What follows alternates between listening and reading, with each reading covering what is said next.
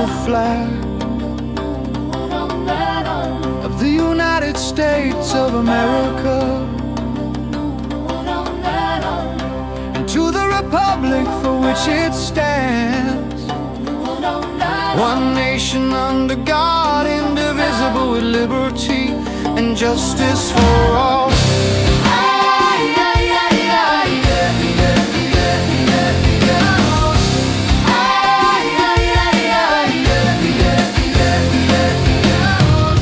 We hold these truths to be self-evident,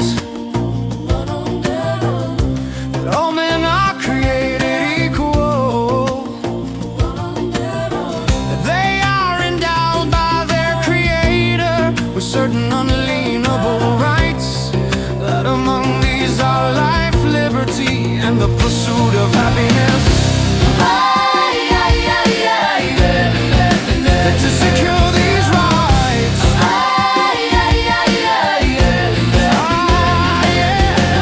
governments are instituted among men, deriving their just powers from the consent of the governed.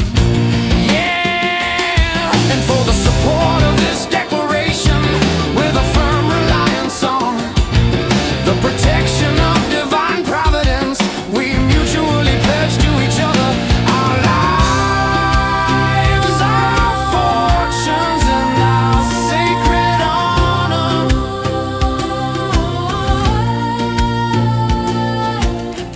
We the people of the United States, in order to form a more perfect union, establish justice, ensure domestic tranquility, provide for the common defense, promote the general welfare, and secure the blessings of liberty to ourselves and our posterity, to ordain and establish this Constitution for the United States of America. The Senated States of America. The senators and representatives before mentioned, and the members of the several state legislatures, and all executive and judicial officers, both of the United States and of the several states, shall be bound by oath or affirmation to support this Constitution, but no religious test shall ever be required as a qualification to any office or public trust under the United States. I do solemnly swear that I will faithfully execute the office of President of the United States, and will, to the best of my ability, preserve, protect, and defend the Constitution of the United States, States.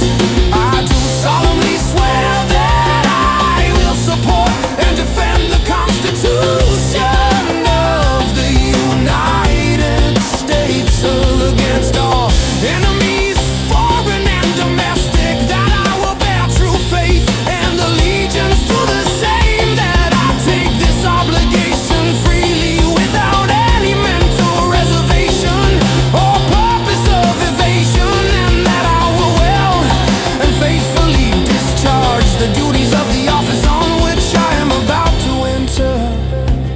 So help me God.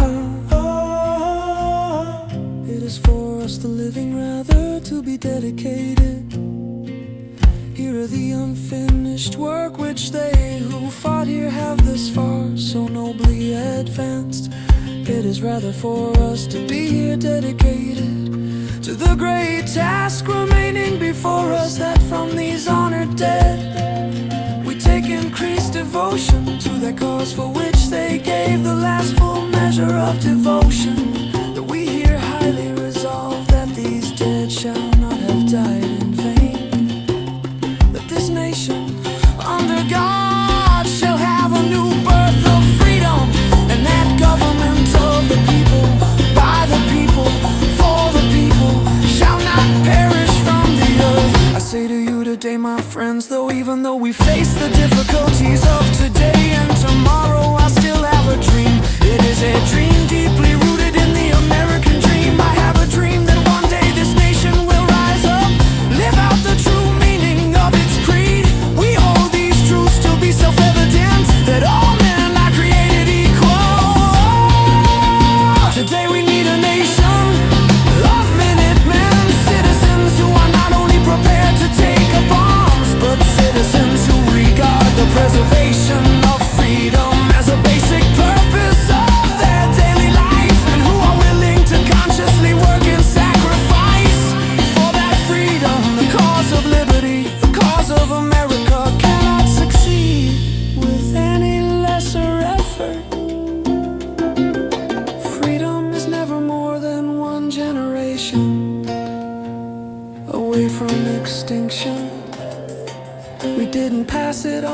to our children in the bloodstream. The only way they can inherit the freedom we have known is if we fight for it, protect it, defend it, and then hand it to them with the well-fought lessons of how they in their lifetime must do the same.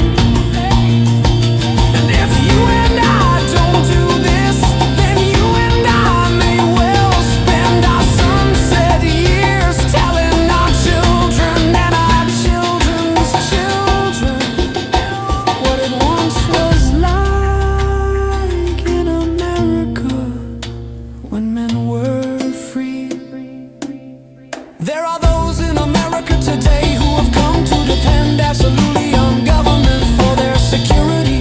And when government fails, they seek to rectify that failure in the form of granting government more power. So, as government has failed to control crime and violence with the means given it by the Constitution, they seek to give it more power at the expense of the Constitution.